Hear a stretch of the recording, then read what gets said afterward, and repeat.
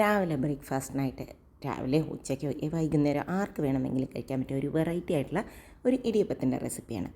നല്ല സൂപ്പർ ടേസ്റ്റുള്ള ചോളം കൊണ്ടുള്ള ഇടിയപ്പം. അതിനായിട്ടൊരു ചോളമാവിനി എടുത്തിട്ട് നമ്മൾ ഒരു പാനിൽ വെച്ച് നന്നായി ചെറിയ ചൂടിൽ വെച്ചിട്ട് വറുത്തെടുക്കുക. പച്ചമണം മാറുന്നവരെ വറുത്തെടുത്ത് തണുപ്പിക്കാൻ വയ്ക്കുക. അത് തണുത്ത് കഴിഞ്ഞ ശേഷം ആവശ്യത്തിന് ഉപ്പ് ചേർക്കുക. അപ്പോൾ 1 കപ്പ് ചോളമാവാണ് എടുത്തിരിക്കുന്നത്. അതിലേക്ക് ഒരു 1.5 കപ്പോളം തിളച്ച വെള്ളം വെള്ളം തിളച്ച വെള്ളത്തിന് ഇട്ടിട്ട് ഒട്ടും ഇതില്ലാതെ കട്ടയില്ലാതെ നന്നായി മിക്സ് ചെയ്തെടുക്കുക. അതിലേക്ക് കുറച്ച് വെളിച്ചെണ്ണയും കൂടി ഒഴിച്ച് കൊടുക്കുക.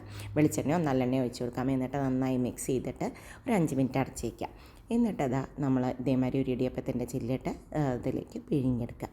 ഒരു 7 നാഴിയിൽ ഇടിയപ്പ ചില്ലിട്ട് ഇതിനെ പിഴിഞ്ഞെടുത്ത് മുകളിലും താഴത്തും കുറച്ച് തേങ്ങയിട്ട് ഒരു 5 മിനിറ്റോളം ആവിയിൽ വെച്ച് കഴിഞ്ഞാൽ അടിപൊളി സൂപ്പർ ടേസ്റ്റുള്ള നല്ല മണമുള്ള നല്ല ഹെൽത്തി ആയിട്ടുള്ള ചോളം ഇടിയപ്പം റെഡി. ട്രൈ ചെയ്ത് നോക്കൂ.